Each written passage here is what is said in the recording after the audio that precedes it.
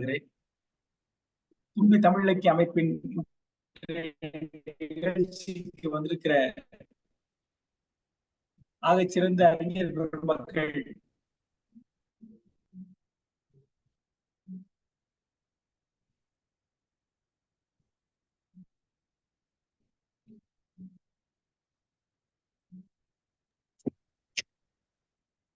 ஐயா பேச்சு சரியா வரல. அண்ணா பல்கலைக்கழகத்தில் நடமாடி வீடியோ ஆஃப் பண்ணிடுங்க. வீடியோ வேணா ஆஃப் பண்ணிடுங்க என்று சொல்ற அளவிற்கு சாதனை தமிழராக பொறியாளர்கள் மத்தியில் அருந்தமிழ் வளர்ந்து கொண்டிருக்கக்கூடிய எங்கள் அன்பிற்குரிய பாவலர் தமிழ் ஈழன் அவர்களே, இந்த நிகழ்ச்சிக்கு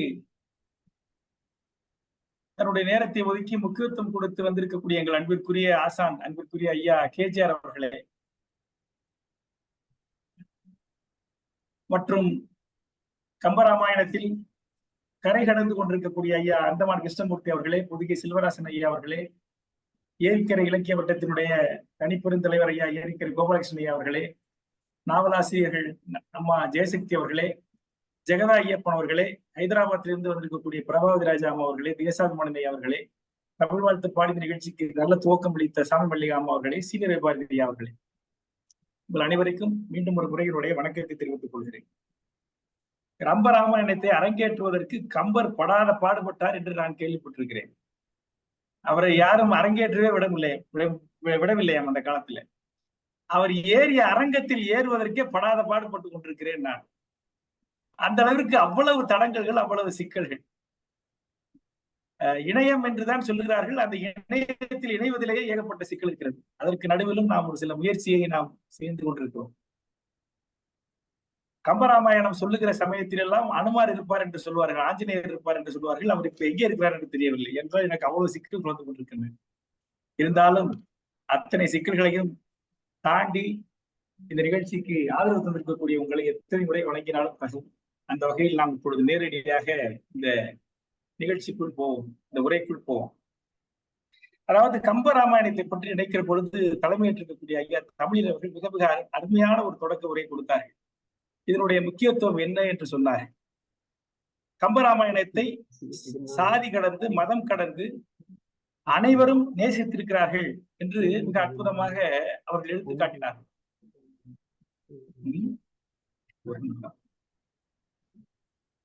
காட்டினார்கள். நான் கம்பராமாயணத்தை படிக்க படிக்க, அது நான் அன்றைக்கு முன்னாடியே சொன்ன மாதிரிதான், கடலுக்குள் இறங்கி பயணப்படுவது வேறு, கடல் ஓரம் கால் நனைப்பது என்பது வேறு. நீச்சல் தெரிந்தவர்கள் உள்ளே நீந்தி அந்த ஆழத்தை அனுபவிக்கலாம். நீச்சல் தெரியாத சிறு குழந்தைகள் கரை ஓரத்தில் இருக்கக்கூடிய அந்த அலைகளோடு கட்டிப்பிடித்துக் கொண்டு விளையாடி அந்த கடலை அனுபவிக்கலாம். அது போன்ற ஒரு பயணத்தில் தான் நான் இருப்பதாக கருதுகிறேன். அப்படி இருக்கிற எனக்கே தோன்றுகிற ஒரு செய்தி, நான் நினைக்கிற ஒரு செய்தி என்னவென்று சொன்னால், கம்பன் என்பவன் ஒரு விதை நெல் கூடமாக இருக்கிறான். ஒரு விவசாயிக்கு விதை நெல் எப்படி முக்கியமோ அது போல அந்த விதை நெல்லை சேகரித்து வைத்திருக்கக்கூடிய ஒரு கூடமாக, ஒரு மிகப்பெரிய களஞ்சியமாக கம்பன் இருக்கிறான். வரகவிகளுக்கு, இதுவரை இருந்த கவிகளுக்கு, இனிமேல் வரப்போகிற கவிஞர்களுக்கெல்லாம் அந்த விதை நெல்லை, அந்த கவிதை இன்பத்தை, கவிதை அழகை, அந்த கவிதை வடிவை, அந்த கவிதையினுடைய இலக்கணத்தை, அதனுடைய மாண்பை சொல்லித் தருகிற ஒரு மாபெரும் விதை களஞ்சிய கூடமாக கம்பன் இருப்பதாகத்தான் நான் கருதுகிறேன். ஏனென்றால் படிக்க படிக்க கம்பனுடைய இந்த கற்பனையை யாரெல்லாம் பயன்படுத்தியிருக்கிறார்கள் நமக்கு தெரிந்த அளவில். இவர் இதை சொல்லியிருக்காரு அப்படிங்கிறத நமக்கு ஒவ்வொரு தடவையும். கம்பன் ஒரு காவியம் எப்படி படைக்க வேண்டும், மாந்தர்களை எப்படி படைக்க வேண்டும், தான் எடுத்துக்கொண்ட நோக்கத்தை எவ்வாறு அந்த கதையின் ஊடாக, கவியின் ஊடாக வலியுறுத்த வேண்டும் என்பதெல்லாம் மிக அழகாக செதுக்கி செதுக்கி செய்திருப்பதை பார்க்க பார்க்க ஒரு மலைப்புத்தான் தோன்றுகிறது. அதைத்தான் நான் சென்ற முறை வெள்ளி இலக்கிய மேடையினுடைய வெற்றி விழா கூட்டத்தில் கூட சொன்னேன். கம்பன் கவிதை என்பது ஒரு அனுபவம். அந்த அனுபவத்தை மொழிபெயர்ப்பது என்பதோ மடைமாற்றுவது என்பதோ எளிதான காரியம் இல்லை. எல்லோரும் ஒரு முயற்சி செய்கிறோம். அதற்கான முயற்சி தான் இந்த முயற்சி என்பதை மிகுந்த பணிவோடு தெரிவித்துக் கொண்டு, சென்ற முறை நாம் கோலம் காண் படலம் பார்த்தோம். கோலம் காண் படலம் என்பது ஒரு பொண்ணு பார்க்கிற வேலை, பொண்ணு பார்க்கிற நிகழ்வு. அந்த நிகழ்வில் சீதை அலங்காரம் செய்து கொண்டு வருகிறார். அவள் எப்படி வருகிறாள் என்று சொன்னால், பொன்னின் ஒளி, பூவின் வெறி, சாந்து பொது சீதம், மின்னின் எழில், அன்னவள் தன் மேனி ஒளி மான, அன்னமும் அரம்பயரும் ஆர் அமிழ்தும் நாண, மண் அவை இருந்த மணிமண்டபம் அடைந்தாள் என்று கம்பன் அழகாக சொல்லுவார். என்ன சொல்கிறாள் என்றால், அவளுடைய மேனியானது பொலிவு பற்றி விளங்கியது. எப்படி என்றால், ஒரு பொன்னினுடைய ஒளியை தங்கம் போல் ஜொலித்துக் கொண்டு வந்தாள். பூவினுடைய பூக்களினுடைய மனத்தை சுமந்து கொண்டு அவள் வந்தாள். சந்தனத்து குளிர்ச்சியை அறிவித்துக் கொண்டு அவள் வந்தாள். மின்னலின் அழகை மேனியிலே போர்த்தி கொண்டு அவள் வந்தாள் என்று கண்ணுக்கு அழகு தருபவளாகவும், கருத்துக்கு அழகு தருபவளாகவும், முகத்துக்கு அதாவது நாசிக்கு நறுமணம் தருபவளாகவும் அவளுடைய வருகையானது இருந்தது. அப்படி வந்த சீதையினுடைய அந்த வருகை எப்படி வந்தாள் என்று சொன்னால், அன்னமும் அரம்பயரும் ஆர் அமிழ்தும் நாண வந்தாள். அவள் வருகிறப்ப 3 பேரை தோக்கடித்துக் கொண்டே வருகிறாள். அவளுடைய நடையை பார்த்து அன்னம் தோற்று போகிறது. அவளுடைய அழகை பார்த்து வானுலக மங்கையர்கள் தோற்று போகிறார்கள்.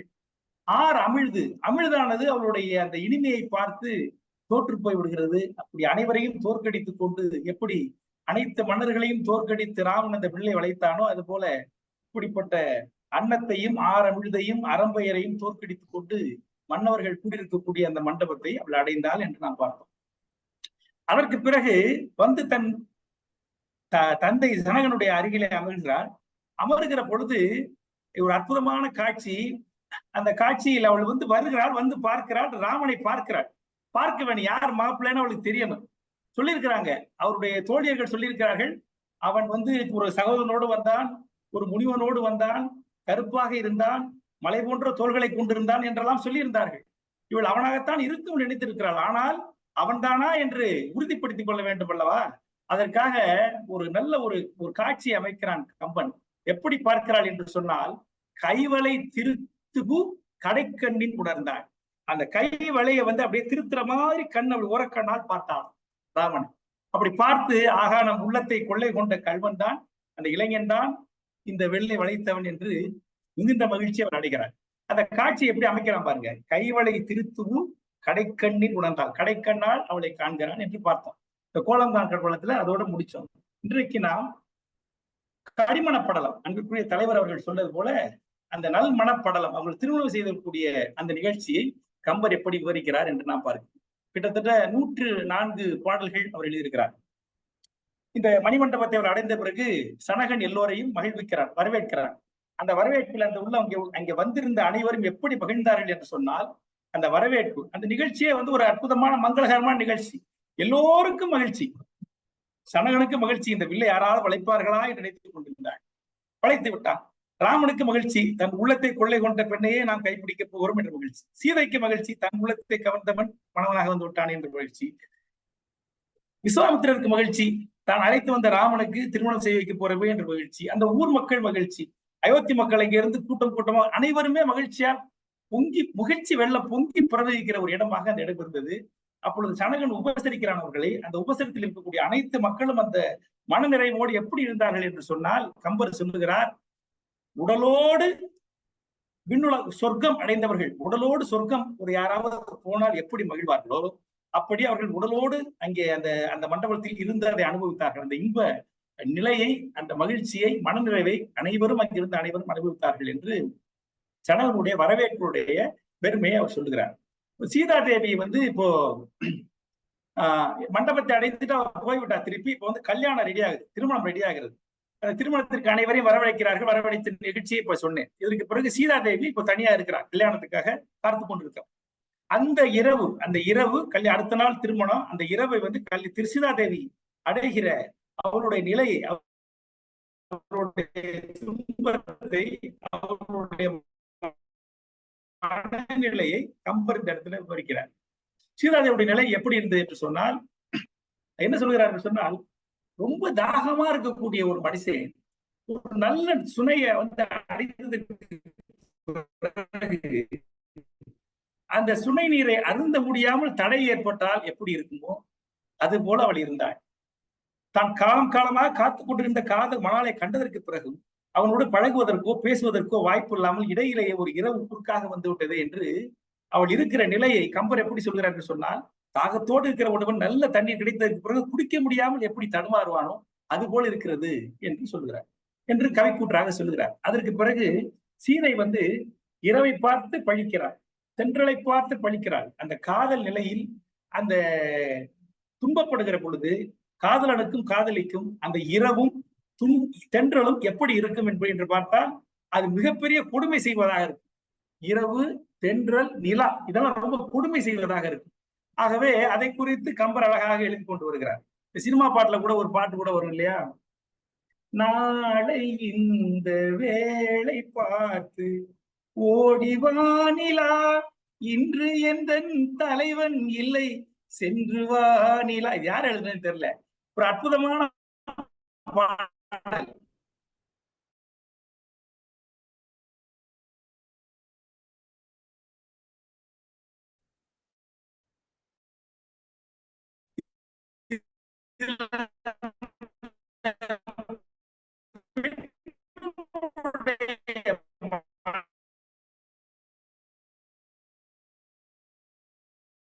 மனநிலையை மிக அற்புதமாக இந்த கவியை கொண்டு வந்திருப்பார். வண்ணவிழி தோன்றினான் என்னை சூடினான் என்ன நீ அழகை பாடவோ தென்றலே அப்படி போகும் அந்த பாட்டு. ஓடிவா நிலா, அந்த நிலா வந்து அவளை கொள்கிறது. இரவு அவளை என்ன பாடுபடுத்துகிறது, தென்றல் என்ன பாடுபடுத்துகிறது, அந்த நிலா என்ன பாடுபடுத்துகிறது என்று இருக்கிறார். அந்த இரவை பார்த்து அவர் சொல்லுகிறார், என்ன சொல்றாருன்னா, இரவே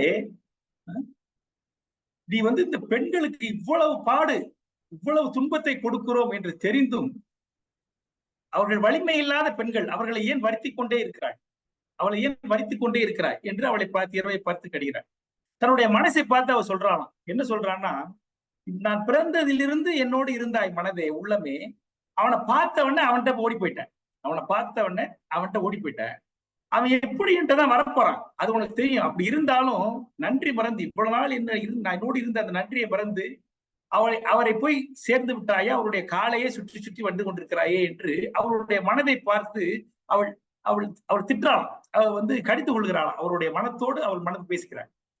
பிறகு நிலவை பார்த்து என்ன சொல்கிறாள், நிலவை பார்த்து என்ன சொல்கிறாள் சொன்ன, நிலா நிலா நீ வந்து என்னை மாதிரி தானே நீனும் தேஞ்சுக்கிட்டே வர்ற, காதல் கொண்ட பெண்கள் எப்படி அந்த அந்த நிலையில் அவர்கள் தேய்ந்து கொண்டே வருவார்களோ, உடல் மெலிந்து கொண்டே வருவார்களோ, அப்படித்தானே நீனும் வழிபவர்களாக இருக்கிறாய், நினைவுகளாக இருக்கிறாய். இப்படி என்னுடைய துன்பம் உனக்கு தெரியும் இல்லையா, இப்படி இருந்து நீ ஏன் என்னை வந்து இவ்வளவு கஷ்டப்படுத்துறாய், இவ்வளவு துன்பப்படுத்துகிறாய் என்று நிலவை பார்த்து அவர் சொல்லுகிறார்.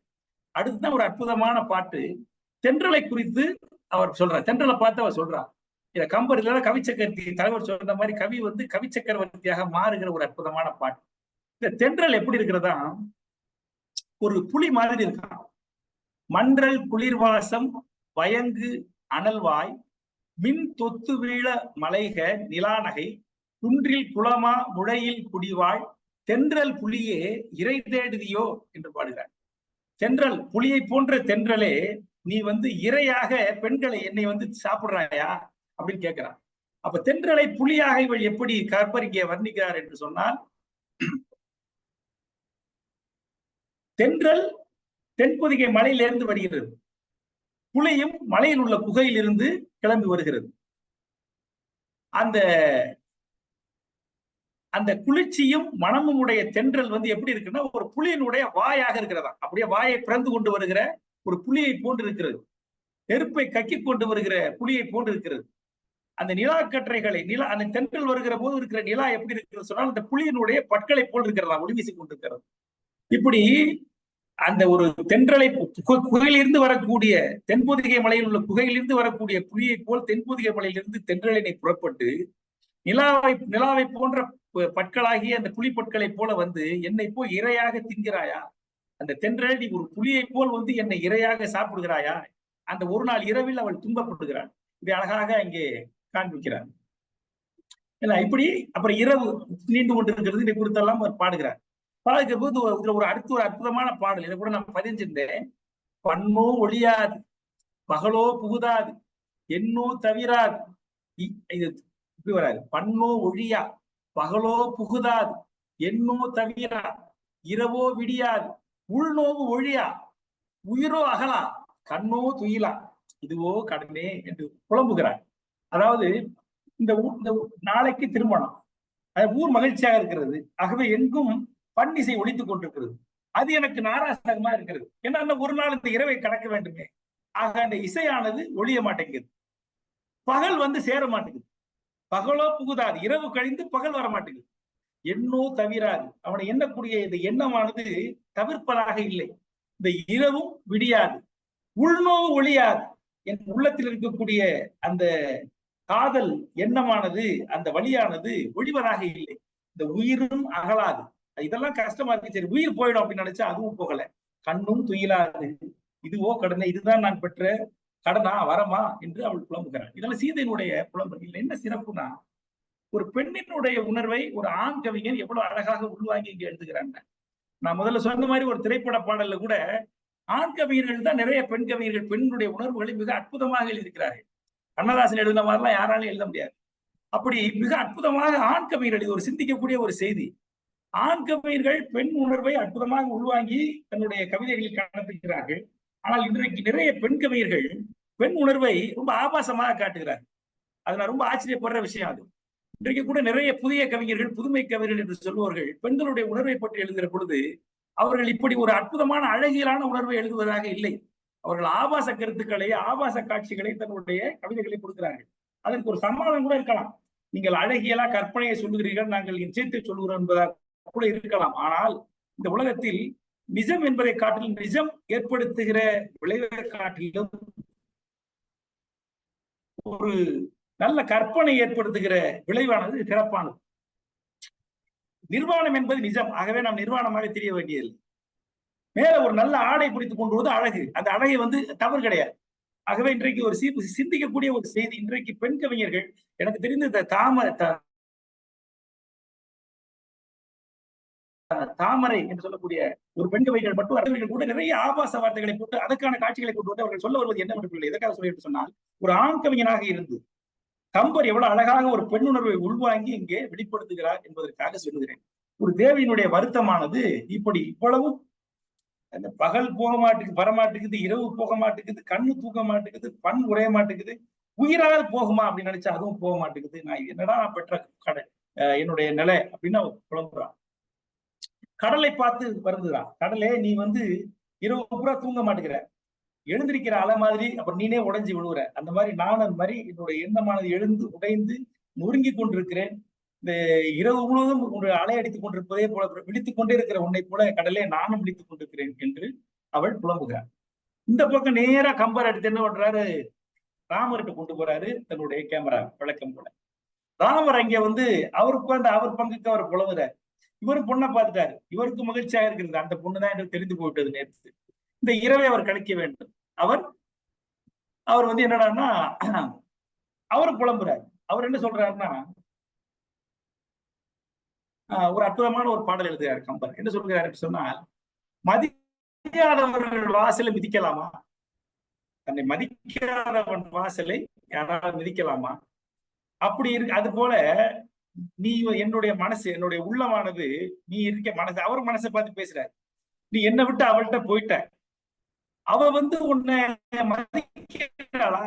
மதிச்சிருந்தா உடனே வந்து என்னை ஏற்றுக்கொண்டிருப்பாள் அல்லவா? அவ ஏற்றுக்கொண்டு ஏதாவது பேசியிருப்பா இல்லையா? அவ உன்னை மதிக்கல, இருந்தாலும் அவளே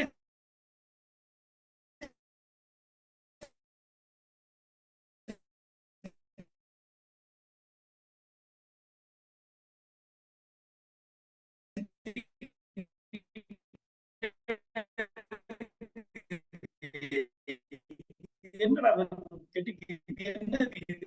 என்ன நிலை, மதியாத வாசி என்று, இது என்ன பேதை போல்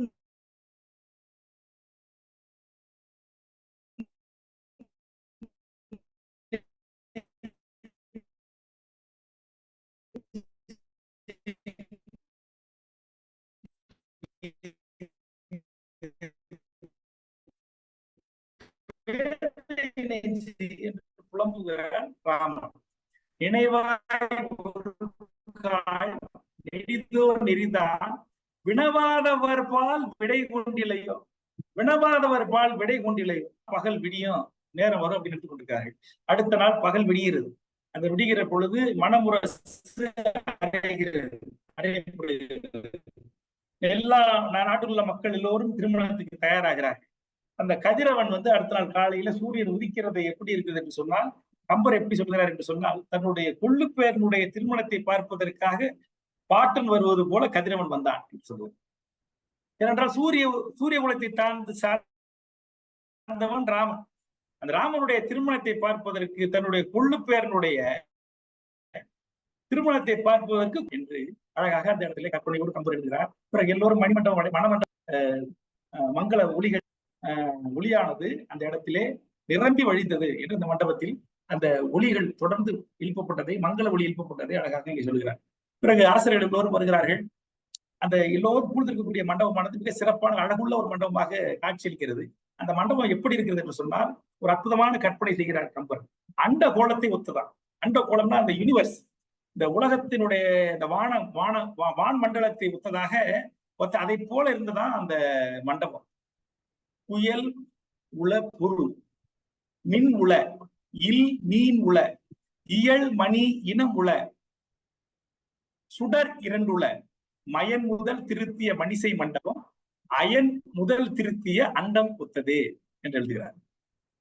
அப்படி என்னன்னா, புயல் உள அப்படின்னா அதாவது நிறைய தன் வாரி வாரி வழங்கக்கூடிய அந்த ஈகை குணமுடைய மன்னர்கள் நிறைய பேர் இங்க கூடியிருந்ததுனால அவர்கள் மேகம் போட்டிருந்தார்கள். அது மேகம் அவர்கள் கூடியிருந்தது எப்படி இருந்தது என்றால், வானத்தில் மேகம் இருப்பதை போல் இருந்தது.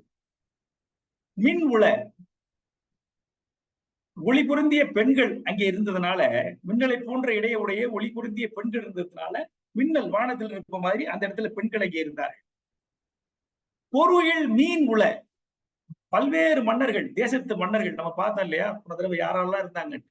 அப்படி பல்வேறு தேசத்து மன்னர்கள் அங்கே கூடியிருந்ததுனால வானத்தில் இருக்கக்கூடிய விண்மீன்கள் இருப்பதை போல அங்கே அவர்கள் கூடியிருந்தார்கள். சுடர் இரண்டு உள, சுடர் இரண்டுனா சூரியனும் சந்திரனும். சூரிய குலத்தை சேர்ந்த தசரதனும் இருந்தான், சந்திர குலத்தை சேர்ந்த சனகனும் இருந்தான். அப்படி இரண்டு பெரிய மாமன்னர்களும் அங்கே இருந்தார்கள்.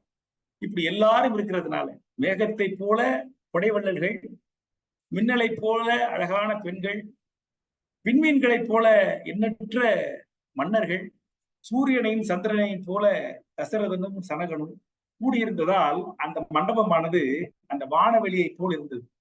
அது அந்த மயன் கட்டிய மயன் என்று சொல்லக்கூடிய தேவ சிற்பி கட்டிய அந்த மண்டபமானது எப்படி இருந்ததுன்னா, அயன் கட்டிய அண்டகோளத்தை ஒத்தது. இறைவன் படைத்து அந்த அண்டகோளத்தை ஒத்ததாக இருந்தது. அற்புதமான கற்பனை இங்கே கம்பர் செய்கிறார். ரொம்ப ரசிச்சு படிச்ச பாட்டு இந்த பாட்டு. அற்புதமான கற்பனை. இப்படி ரெண்டு பேருக்கும் அப்புறம் இந்த வேலையை நடந்துகிட்டு இங்க அந்த மண்டபமானது இங்க இருக்கிறது. பிறகு இந்த பக்கம் ராமன் கிளம்புறார். ராமன் தயாராகிற, திருமணத்துக்கு தயாராகிற. சீதையை அலங்கரிக்கிற விஷயத்த கோலங்கான் படலத்துல பார்த்தோம். இதுவும் நான் ரொம்ப ரசிச்ச ஒரு இடம். இந்த இடத்துல ராமனை அலங்காரம் செய்கிறாங்க. ராமன் திருமணத்துக்கு தயாராகிறார். இதை படிப்படியா சொல்றாரு கம்பர். பல்வேறு பாடல்களை சொல்லுகிறார். நான் கூட யோசிச்சேன், எதுக்காக பல பாடல்களை சொல்லணும்? அலங்காரம் பண்றத விழாவாரியா செய்யலாம். இப்ப நம்மளே ஒரு படம் எடுக்கிறோமோ, ஒரு பெண்ணுக்கு அலங்காரம் பண்றத பார்க்க நேரம் பார்த்துக்கிட்டு இருக்கலாம். ஒரு ஆணுக்கு அலங்காரம் பண்றதை பார்க்க போர் அடிக்காது. ஆனாலும் கம்பன் மிக அழகாக அடுக்கடுக்காக பல்வேறு பாடல்களை போட்டு ராமனை அலங்காரம் செய்கிறான். அது எதற்காக செய்கிறான்னு நான் நினைத்து பார்க்கிற பொழுது எனக்கு தோன்றது என்ன தெரியுமா? ராமனை நம்ம அறிமுக படலத்திலிருந்து எப்படி பார்க்கிறோம்னா, ஒரு சாதாரணமா பார்க்கிறோம். உன் குழந்தையோட கிளம்பி போகிறப்போ வேட்டைக்கு போகிறவன் என்ன எடுத்துட்டு போவான்? அது ஒரு மர உரிய தரிச்சுக்கிட்டு கையில ஒரு வில்ல எடுத்துக்கிட்டு ஒரு துறவி கூட போகிறவன் அப்படித்தான் போகணும். ராஜகுமார மாதிரி பெரிய அலங்கார ஆடையெல்லாம் பண்ணிட்டு போக முடியாது. ஒரு சாதாரண சீடர்களை போல அவன் கூட போகிறான். அப்பேற்பட்ட ராமனை அப்படி ஒரு சாதாரண கோலத்துல தூரம் நடக்க விட்ட கம்பருக்கு ரொம்ப மனசு கஷ்டமாயிருக்கு.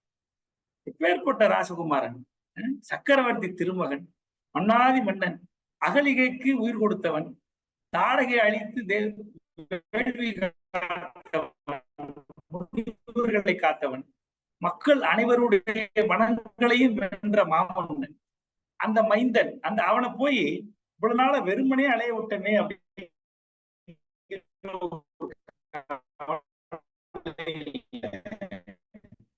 ரொம்ப நேரம் எடுத்துக்கிறார். நிறைய பாடல்களை மனசு அவர் நிறைவாகிற அளவிற்கு அவனுக்கு அழகான அலங்காரங்களை செய்வதை இங்கே காமிக்கிறார் அப்படின்னு நான் கருதுறேன். அப்படி ஒவ்வொன்றாக அவர் செய்கிறார். ராமபிரான் வந்து திருமஞ்சனம் ஆடல், அதாவது எப்படின்னா அவர் வந்து குளிக்கிறார். பிறகு திருமண் கழித்தான். திருமண்னா அந்த நாமம், அந்த பட்டை நாமம் போடுறோம் இல்லையா, நாமம். இந்த நாமம் போடுறதை வந்து அழகாக சொல்லுகிறார். எனக்கு ரொம்ப பிடிச்ச இந்த ஒரு வரி இருக்குது. என்றும் யாவையும் நான்முகன் முதல் யாரும் நின்ற இருளினை நீக்கி நீள் நெறி சென்று மீளா குறி சேர சேர்த்திடும்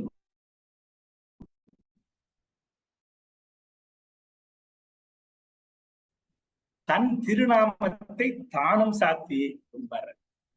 அதாவது என்றும் நான்முகல் முதல் யாரும், படைக்கப்பட்டவை மட்டும் இல்ல, படைக்கக்கூடிய நான்முகல் முதற்கொண்டு அனைவரும் அவர் நின்ற பேர் இருளினை நீக்கும், அவர்களுடைய இருளை நீக்கி நீள் நெறி காட்டும், அவர்கள் செல்லக்கூடிய எண்ணக்கூடிய அந்த இலக்கை இறைவனுடைய பதத்தை சேர்த்திருக்கக்கூடிய தன் திருநாமம், யாருடைய திருநாமம் அது?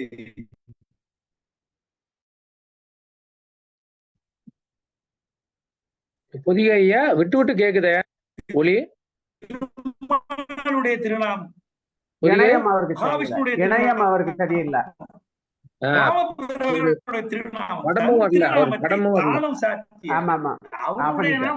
அவனே சாத்தி போனான் என்று அழகாக எழுதுகிறார்.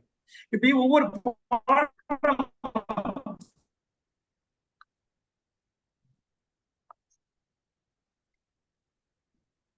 ஒரு அற்புதமா கற்பனை பண்ணி ரொம்ப ரசிச்சு ஏன்னா ராமனை வந்து அவ்வளவு அழகா பார்க்கணும்னு பத்திரிகையில் பார்ப்பது தான் பெற்ற கம்பர். இப்படி படிப்படியாக எழுதி கொண்டு வரவர்களை தாழ்ந்து ராமன் அழிகிறான்.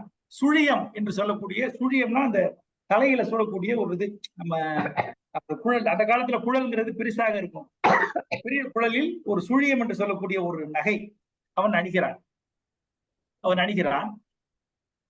பிறகு 2 காதுகளிலும் குழைகள் என்று சொல்லக்கூடிய 2 குழை, காதுல வந்து குழை போட்டுக்கிட்டுறான். அது அந்த குழை எப்படி இருக்கிறதா, சீதையினுடைய உள்ள செய்திகளை அவன் காதுக்குள் ரகசியமாக சொல்வது போல அந்த குழைகள் தோன்றின என்று கம்பர் எழுதுகிறார்.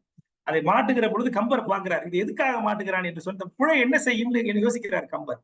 அது இந்த குழை என்ன செய்யும் தெரியுமா, சீதையினுடைய உள்ள கிடக்கையை ராமனுடைய காதுகளுக்கு ரகசியமாக சொல்வதற்காக அந்த குழைகளானவே அந்த செவிகளில் இடம் பிடித்துக் கொண்டன என்று எழுதுகிறார். பிறகு முத்தாரம் அடிக்கிறான், தோள்வளை தரித்துக் கொள்ளுகிறார். அந்த தோளை சுத்த, அந்த தோல்ல வந்து ஒரு பெரிய ஒரு அணியை அணிந்து கொள்கிறான். அது எப்படி இருக்கிறது என்று சொன்னால், ஒரு மந்திர மலையை வாசிக்கின்ற பாம்பு சுத்தி கொண்டது போல அவனுடைய உயர்ந்த தோள்களை அந்த அந்த அந்த நகையானது சுற்றி கொண்டிருந்தது என்று எழுதுகிறார். பிறகு முத்து வடங்களை அவர் தவிக்கிறார். பிறகு வந்து கடகம் என்று சொல்லக்கூடிய கையில வந்து இந்த வளையம் போன்ற ஒரு கடகம், அந்த கடகத்தை வந்து அவர் போட்டுக்கொள்ள, அதுக்கெல்லாம் பாடம் இருக்கிறது, பாட்டு இருக்கிறது, அதெல்லாம் போட்ட லேட் ஆயிரும், தாமதம் ஆயிரம், நான் அடுத்து கவர்ந்து போகிறேன். பிறகு நவமணி மாலை அவர் சூட்டிக் கொள்கிறார். அந்த ஆரமாகிய நவமணி மாலையை சூட்டிக் கொள்கிறார். அது எப்படி இருக்குன்னு சொன்னா, கரிய மேகமுடைய வானத்தில் வானவில் போட்டது போல அந்த ஆரமானது இருந்தது. பிறகு முப்புரி நூல் என்று சொல்லக்கூடிய முப்புரி நூலை ராமன் அறிந்து கொள்கிறார். அதற்கு ஒரு அற்புதமான பாடலை அவர் இங்க எழுதுகிறார். என்னடான்னா, மேவ அருஞ்சுடர் ஒளி விளங்கும் மார்பின் நூல் ஏவரும் தெரிந்தினிது உணர்வின் ஈண்டியன் தேவரும் முனிவரும் தெரிக்கலா முதல் மூவரும் தான் என முடித்தது ஒத்ததே என்று எழுதுகிறார். அப்படின்னா இது வந்து மிக சிறப்பான பாட்டு. நான் சொல்ல காரணம் இதான், தேவரும் முனிவரும் தெரிக்கலா முதல் மூவரும் என்று எழுதுகிறார். அந்த 3 பேர் என்று சொல்லக்கூடிய படைக்கும் கடவுள் நான்முகன், காக்கும் கடவுள் திருமால், அழிக்கும் கடவுள் என்று அறியப்படுகிற சிவன், இப்படி இந்த 3 பேரும் ஒருவரே என்று சொல்லுகிற அவருடைய கடவுள் கருத்தை வெளிப்படுத்துவது போல இந்த பாடல் வந்திருக்கிறது. அந்த 3 பேரும் சேர்ந்து ஒன்றாக இருப்பது போல அந்த முப்புரி நூல் வந்தது என்பது எப்படி சொன்னதுன்னா, அவருடைய கடவுள் கொள்கையை வெளிப்படுத்துவதாக இந்த பாடல் இருப்பதாக பெரியவர்கள் சொல்கிறார்கள். 3 மூர்த்திகளுடைய ஒருங்கிணைந்த வடிவம்தான் ராமன் என்கிற கம்பருடைய கடவுள் கொள்கையை இந்த இடத்துல அழகாக சொல்கிறார். இதே கருத்தை வந்து இன்னொரு இடத்துல சொல்றார். 3 கவடாய் முளைத்து எழுந்த தெய்வம் என்று சொல்லுகிறார் ஒரு இடத்துல. 3 கவடு ஒரு மரத்துல இருக்கக்கூடிய ஒரு ஒரு ஒரு ஒரு தண்டு ஒரு இடத்துல 3ஆக பிரிந்தால் எப்படி இருக்கும்? ஒரு சூளம் போல. இப்படி 3 கடவுள் தனித்தனியாக இல்லை. அவர்கள் மூவரும் ஒருவர் தான், பரம்பொருள் ஒன்றுதான் என்று சொல்லக்கூடிய அவருடைய கடவுள் கொள்கையை வெளிப்படுத்துவதாக இந்த பாடல் இருப்பதாக பெரியவர்கள் சொல்லுகிறார்கள். பிறகு அவருடைய அடுத்தடுத்து அவர் வெண்ணிற பட்டு போடுகிறார், உடைவாள் சூடிக் கொள்ளுகிறார், சிலம்பு போட்டுக் கொள்ளுகிறார். இப்படி எல்லா சிறப்பையும் எல்லா அடிகளையும் அழித்துக் கொள்கிறார். இந்த பாடிக்கொண்டே வருகிற கம்பர் ஒரு இடத்துல களைச்சு போயிடுறார். களைச்சு போயிட்டு சொல்றாரு, இவனுடைய சிறப்பை என்னால சொல்ல முடியல, அழகை என்னால் சொல்ல முடியல. அது எப்படி சொல்லுகிறார் என்று சொன்னா, முப்பரம் பொருளுக்குள் முதலை மூலத்தை இப்பரம் துடைத்தவர் எய்தும் இன்பத்தை அப்பனை அப்பினுள் அமிழ்தை தன்னையே ஒப்பனை ஒப்பனை உரைக்க ஒண்ணுமோ. அற்புதமான பாட்டு. முப்பரம் பொழுதுக்குள் முதலை, அந்த 3 கடவுளுக்குள்ள முதன்மையான கடவுள் திருமால், அவனை. மூலத்தை, எல்லாற்றுக்கும் மூலமான கடவுள் திருமால், அவனை. இப்பரம் துடைத்தவர் எய்தும் இன்பத்தை, இந்த உலகில் புறப்படுத்தவர்கள் அடையக்கூடிய மிகப்பெரிய பேரின்பமாகிய அந்த கடவுளை, அவனை. அப்பனை, அப்பனை அப்பா, அப்பன் தந்தை, உலகுக்கெல்லாம் தந்தை. அப்பினுள் அமிழ்தை, கடலில் பாற்கடலில் முளைத்தெழுந்த அமிழ்தை தன்னையே ஒப்பனை. அப்படிப்பட்ட கடவுளாகிய ராமனுக்கு ஒப்பு யாருன்னா அவன் தான். தன்னையே ஒப்பனை, அவனுக்கு ஒப்பு அவனை, தன்னையே ஒப்பனை. ஒப்பனை உரைக்க ஒண்ணுமோ. 2 தடவை ஒப்பனை ஒப்பனைன்னு வருது பாருங்க. தன்னையே ஒப்பனை, ஒப்பனை உரைக்க ஒண்ணுமோ. அவன் செய்த ஒப்பனை, ஒப்பனைனா மேக்கப். இப்படிப்பட்ட கடவுள் அவர் செய்த மேக்கப், அவருடைய அலங்காரத்தை உரைக்க ஒண்ணுமோ, என்னால் சொல்ல முடியுமோ என்று அவர் ஆச்சரியப்படுகிறார். இப்ப பாருங்க, முப்பரம் பொருளில் முதலை மூலத்தை இப்பரம் துடைத்தவர் எய்தும் இன்பத்தை அப்பனை அப்பினுள் அமிழ்தை தன்னையே ஒப்பனை ஒப்பனை உரைக்க ஒண்ணுமோ. அற்புதமாக கம்பருடைய அந்த கவித்திறம், ஒப்பனை ஒப்பனை என்று அடுத்தடுத்து ஒரே சொல்லை வெவ்வேறு பொருள்கள் வருமாறு அவர் போட்டு அந்த அந்த நிகழ்ச்சி, அவருடைய கவிக்கூற்றை வெளிப்படுத்துவது மிக சிறப்பாக இங்கே வந்திருக்கிறது. பிறகு ராமபிரான் தேர் ஏறி மண்டபத்துக்கு போறார். போறதுக்கு முன்னாடி தானம் செய்கிறார். நிறைய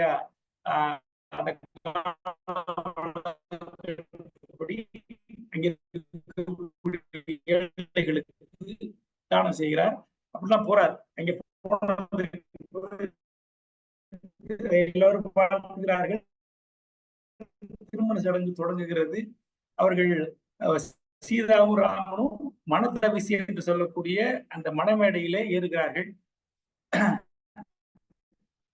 அவர்கள் ஏறி 2 பேரும் உட்கார்ந்து இருக்கிறது எப்படி இருக்குதுன்னு சொன்னால், கம்பர் சொல்லுகிறார், யோகமும்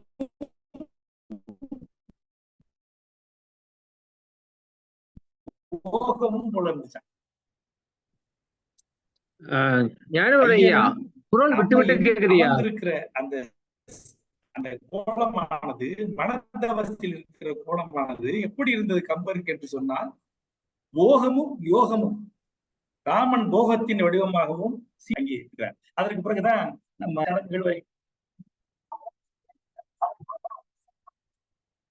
ஐயா கேக்குதா? வேற வழியில என்ன இங்க என்ன சொல்றது, அந்த இணையம் சரியாக இல்ல. விட்டு விட்டு கேக்குதுயா? விட்டு விட்டு கேக்குது. உங்க படம் வேற வரலையே. இல்ல படம் வரல, அந்த நெட்வொர்க் சரியில்லை. நான் பேசுறேன் கேளுங்க, அப்படி சரியா வரும். சரி. இப்படி 2 பேரும் இருந்தது யோகமும் போகமும் போல இருந்தது. பிறகு அந்த திருமண சடங்குகள்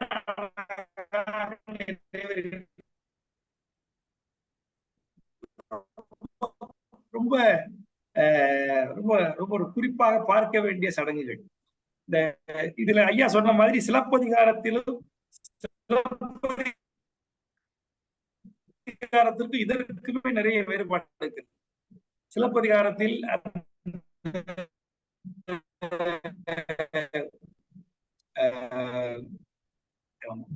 கோவலனும் கண்ணகியும் அவர்களும் அந்த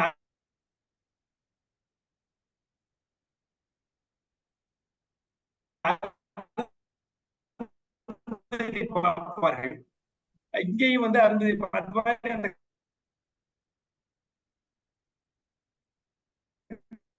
அந்த திருமண சடங்குகளில் வந்து நிறைய ஒற்றுமை ஒரு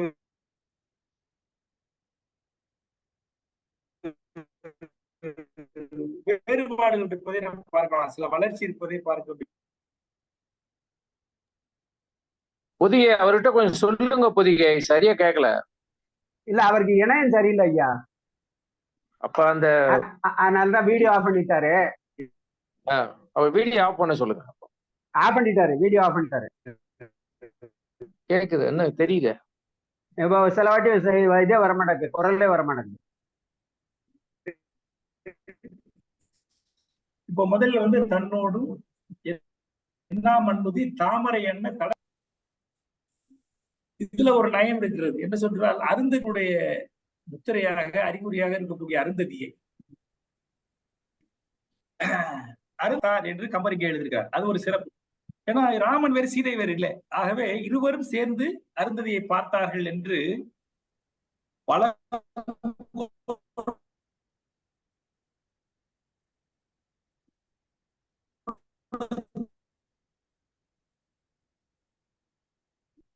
தீயை வணங்கினர் வந்து பிரித்து எதிர் நின்ற களங்களில் கற்பிப்பது மிக சிறப்பு. பிறகு அங்கே வாழ்த்துள்ளார்கள். அதைத்தான் தலைவர் இங்கே பாடினார். ஆர்த்தன பேரிகள், ஆர்த்தன சங்கம், ஆர்த்தன நான்மறை, ஆர்த்தனர் வானோர், ஆர்த்தன பல்கலை, ஆர்த்தன பல்லான்,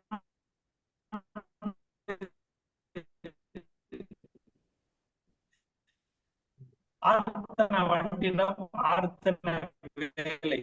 கடல் முழங்குவதைப் போலவும் வண்டுகள் முழங்குவதைப் போலவும் இங்கே பல்வேறு மங்கள ஒளிகள் அங்கே முழங்கின. இந்த திருமணம் அழகா எழுதுறது கூட கண்ணதாசன் ஒரு அற்புதமான பாடல்ல பாடியிருப்பார் இல்லையா? பொட்டியது மேலம் குவிந்தது கோடி மலர் கட்டினான் மனம் வாழ்க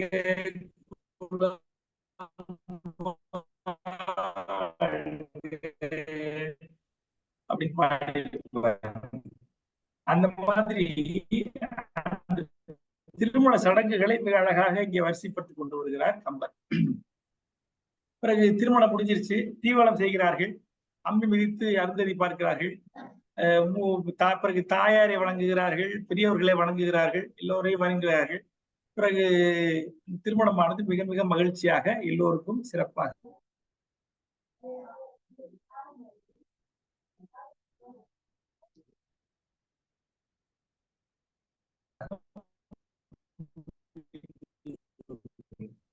இதுல ஒரு முக்கியமான செய்தி என்னடான்னா, இவருக்கு சீதைக்கு ராமர் வந்து தாலி கட்டவில்லை, அதை அவர் காமிக்கல. அதற்கு ஒரு விளக்கம் என்ன சொல்லுகிறார் என்று சொன்ன, ஏன்னா அவள் அனைத்து பெண்களுக்கும் அவள்தான் திருமாங்கல்யம், அவள்தான் மங்களம், அவளுக்கு எப்படி மங்களம் போடுவது என்பது கம்பர் சொல்லியிருப்பார். அதுக்கு ஒரு அதை வைத்துக் கொண்டு இந்த இடத்துல தாலி கட்டவில்லை என்று அழகாக இங்கே பெரியவர்கள் இங்கே சொல்லிக் கொண்டு வருகிறார்கள். ஆனால் இந்த திருமணத்தில் சீதைக்கு தாலியானது கட்டவில்லை. அந்த இதுதான் பண்றாரு, என்ன பண்றாரு, தாரை வார்த்து கொடுக்கிறார்கள், பிறகு தீவலம் வருகிறார்கள், அம்பி மிதித்து அருந்ததி பார்க்கிறார்கள், இதோட முடிந்து விடுகிறது அந்த திருமணமானது. இப்படி மிக கல்யாணமானது முடிகிறது.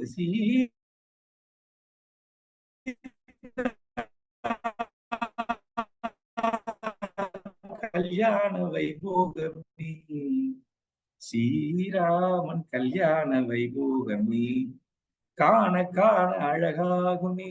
இன்னும் ராமன் சீதை திருமணமானது மிக சிறப்பாக நடந்தது என்று 104 பாடல்களில் இங்கே அழகாக கம்பர் வர்ணிக்கிறார். சில நல்ல அறிகுறிகளையும் பார்க்கிறார் தசரதர், தீய சகுனங்களையும் பார்க்கிறார். அதாவது பறவைகள் வளமாக போக வேண்டும், பறவைகள் வளமாக போனால் அது நல்லது, குடும்பு இதெல்லாம் இடமாக போனால் நல்லது. இவர் ரெண்டுமே பார்க்கிறார், நல்ல சகுனத்தையும் பார்க்கிறார், கெட்ட சகுனத்தையும் பார்க்கிறார். தசரதர் கிளம்பி இங்க இருந்து அயோத்திக்கு போகிற பொழுது உடனே அங்க இருக்கக்கூடிய அந்த நிமித்திகனை கூப்பிட்டு என்ன காரணம் என்று கேட்கிறார். அவர் சொல்லுகிறார், நல்லது நடக்குங்க, ஒரு சின்ன சடங்குகள் வரும், அது இன்னைக்கே சரியா போயிடும் அப்படின்னு சொல்றாரு. நீங்க கிளம்புங்கன்னு சொல்றாங்க. உன்னை கிளம்பி போய் கொண்டிருக்கிறார்கள். இப்படி போகிற பொழுது பரசுராமன் என்று சொல்லக்கூடிய அந்த அந்தணன் எதிரே எதிர்கொள்கிறான். அவன் எப்படி வருகிறான் என்று சொன்னால் வானகம் இருள் கிரீட ஒளியாய், வானகத்தினுடைய இருளை அழிக்கின்ற ஒளியைப் போல குடை வீசிய சடையான், ஒரு பெரிய சடையை வைத்துக் கொண்டு, மழு உடையான் கையிலே கோடரி வைத்துக் கொண்டு, பொன்னின் மலை வருகின்றது போல்வான், பொன்மலை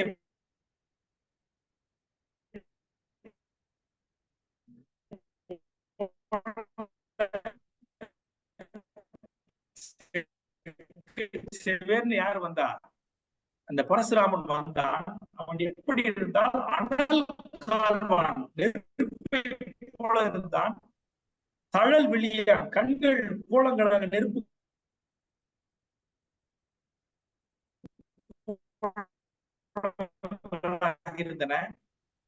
இருந்தன, ஜொலித்துக் கொண்டு வந்தான். கையில கோடரி வைத்துக் கொண்டிருந்தான். இடி இடிப்பதை போல மிக உரத்த குரலில் அரட்டி பேசினான். அதாவது எப்படின்னா, ஒரு தண்ணீரை போல, அதாவது தண்ணீரை போல அவன் பொறுமையானவன், தீயை போல கோபமுடையவன், ரெண்டு குணமும் பொருந்தியவனாக பரசுராமன் இருந்தான் என்று அவனை பற்றி அங்கே அறிமுகப்படுத்துகிறார்கள். தசரதன் வளர்ந்துகிறான்.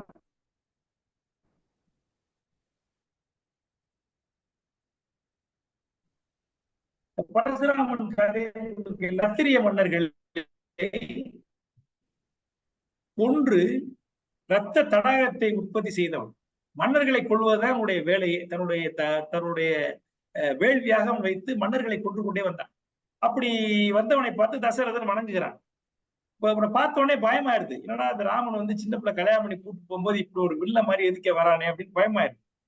உடனே தசரதன் வணங்குகிறான். பரசுராமன் தசரதனை பார்க்கவே இல்லை. ராமனை பார்த்தே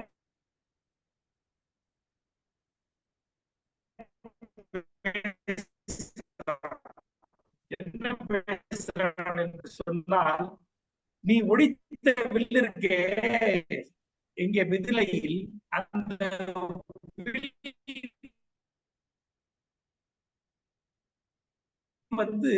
இற்று போன வில், அதாவது வில் இல்லை.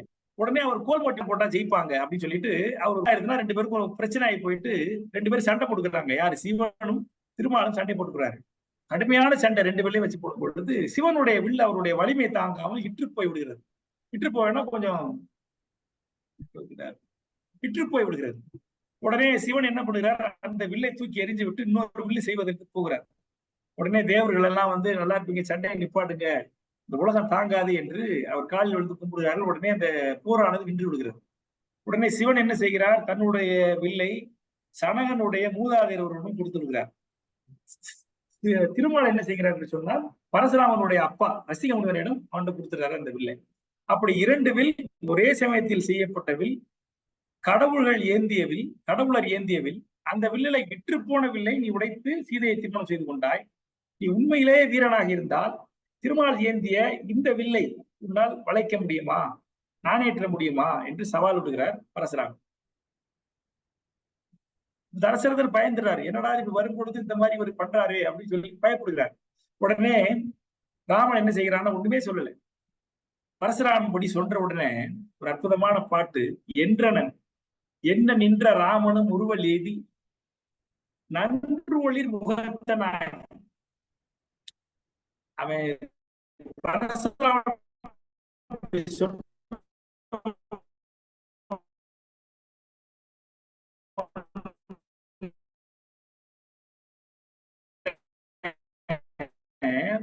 இவர் சிரிச்சுக்கிட்டே போது எப்படி இருக்கிறது என்று சொன்னால், இதை நான் நினைக்கிற பொழுது எழுதியிருக்கிறேன். அவர்கிட்ட நான் போய் உங்களால ஒரு வெண்டையை எப்படி எழுதுவாரோ அது மாதிரி சிரித்துக் கொண்டே அவன் அந்த வில்லை ராமனானும் வாங்குறான். என்றனன் என்ன நின்ற ராமனும் உருவல் எய்தி நன்றொழில் முகத்தினானே, நல்ல ஒரு நகையோடும் அந்த முகம், அதாவது சிரிப்போடு அந்த முகத்தோடு நாரணன் வழியினாண்ட வென்றிவில் தருக.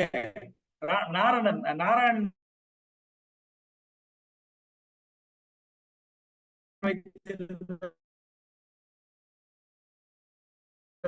அந்த வில்லை தருக என இருஞ்சடையோ நெஞ்ச தோளுற வாங்கி அதை வாங்கி மிக எளிதாக அதை வாங்கி இழுத்து தோல் மேல நிப்பாட்டிட்டு இப்ப சொல்லு,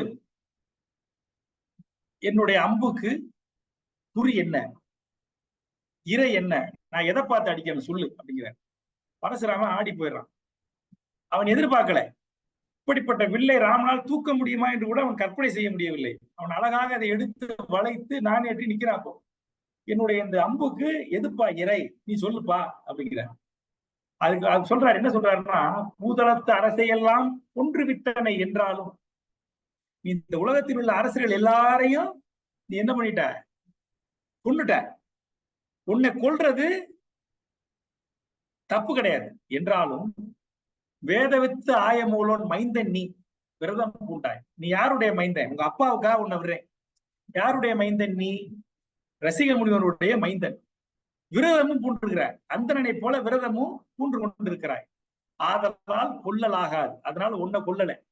இந்த வில் ஏத்திருக்கிறனே, இதை வச்சு நான் கொல்றலாம் உன்னை. ஏன் தெரியுமா? எல்லா அரசர்களையும் நீ கொன்றிருக்கிறாய். ஆகவே பழி வாங்குவதற்காக அரச குலத்தவனாக நான் இந்த வில்லை வைத்து, இந்த அம்பை வைத்து உன்னை கொன்று விடலாம். ஆனாலும் கொல்லலாகாது. ஏன் தெரியுமா? நீ முனிவனுடைய மகன், அந்தனனை போல விரதமும் வைத்திருக்கிறாய். ஆகவே உன்னை கொல்லலாகாது. ஆகவே என்னுடைய அம்பு ஒரு இறையை சொல் என்று கேட்டு பரசுராமன் ஆடி போயிடுறாரு. சின்ன பையன் நினைச்சான், திருமால் ஏந்திய வில்ல சாதாரணமா என்னமோ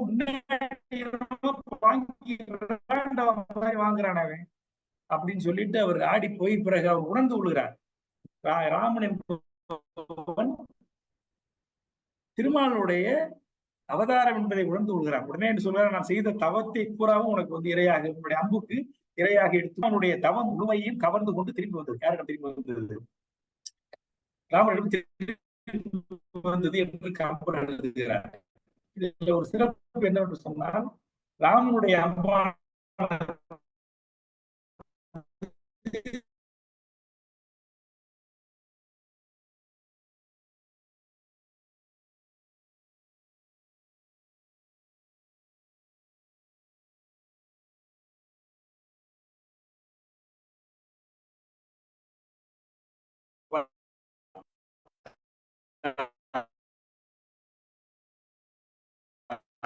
ஐயா ஞானவடிவேல், குரல் கேட்கல.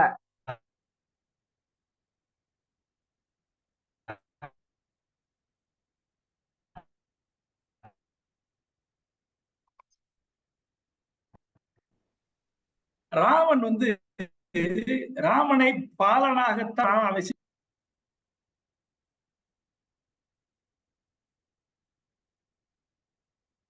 ராமனை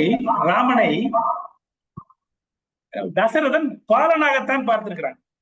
விஸ்வாமித்திரன் அவரை அழைக்கிற பொழுது, தருபணத்தில் யானியொட்டு தவவேள்வி கிடைக்குறாய் தவன் செய்வோர்கள் வெறுவரை சென்று அடை காம வெகுளியென நிறுதியடை விளக்காவண்ணம் கரிய செம்மல் இருவனில் ஒருவரை தந்தெடுதின்னு சொல்லிட்டு விஸ்வாமித்திரர் ராமனை அழைக்கிற பொழுது தசரதன் என்ன சொல்கிறான் என்று சொன்னால், ஐயோ அவன் ஒரு சின்ன பையன்,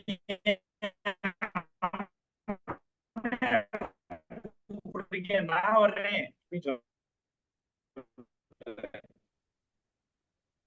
அப்படி பார்த்த ராமன் இப்ப என்னடான்னா மிதிலைக்கு தசரதன் பாக்குறான். அவங்க எல்லாம் சொல்றாங்க, அவர் தாடகையே ஜெயிச்சிட்டான் அந்த பையன். அது மட்டும் இல்ல, ஆனா சனகன் பார்த்தானா தவிர இவன் எதையுமே பார்க்கவில்லை. ஆனால் அவன் பார்த்து தன்னுடைய மைந்தனுடைய அந்த பராக்கிரமத்தை, வலிமையை, அவனுடைய அந்த வெற்றி திருமுகத்தை பார்த்து ரசிப்பது போல இந்த ஒரு காட்சி அங்க பரசுராமன் ஒரு வில்ல கொடுத்து, அந்த வில் இற்று போன வில், இது நல்ல வில், இருக்கே வளைச்சு காமி அப்படின்னு சொல்றது தசரதனுடைய கண் முன்னால் அவனுடைய மைந்தன் வளைத்து பரசுராமன் வெட்குமாறு அவனை வென்று காட்டுகிறதை பார்க்கிற பொழுது தசரதனுக்கு மகிழ்ச்சி கூத்தாடுகிறான். அவனை கட்டி அணைத்துக் கொள்கிறான். கண்கள் எல்லாம் அவன் கண்கள் நீரால் கடக கூடம் செய்தான். அதாவது எப்படி கும்பாபிஷேகம் பண்ணும் பொழுது நம்ம அந்த குடத்துல தண்ணி ஊத்துவோம் பாருங்க, அந்த மாதிரி தன்னுடைய கண்ணீரால், ஆனந்த கண்ணீரால் தன்னுடைய மந்தனுக்கு அபிஷேகம் செய்தான் என்று கம்பர் எழுதுகிறார். இப்படி ஒரு அற்புதமான ஒரு காட்சி. தசரதன் இது பண்ற மாதிரி, தசரதன் அவனுடைய இதை பார்த்து மகிழ்ச்சி அடைகிற மாதிரி. இப்படி எல்லோரும் செய்கிறார்கள். பிறகு அனைவரும் சேர்ந்து அயோத்திக்கு திரும்புகிறார்கள். திரும்பிய பிறகு அயோத்திக்கு திரும்பிய பிறகு தசரதர் என்ன செய்கிறான் என்று சொன்னால், யாரும் எதிர்பார்க்காத ஒரு காரியத்தை செய்கிறான். என்ன செய்கிறான் என்று சொன்னால், பரதனை தன்னுடைய தாத்தா நாடு கேகய நாட்டிற்கு செல்லுமாறு சொல்லுகிறான்.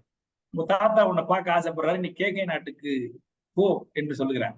அதற்கு அழகாக கம்பர் சொல்லுகிறார், எவரும் எண்ணாத ஒன்றை அவன் செய்தான்.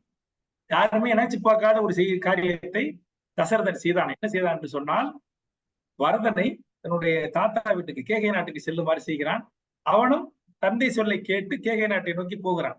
அப்படி போகிற பொழுதுதான் ஐயா தமிழிலன் ஐயா சொன்ன மாதிரி உயிரை விட்டு உடல் போவது போல போனான்.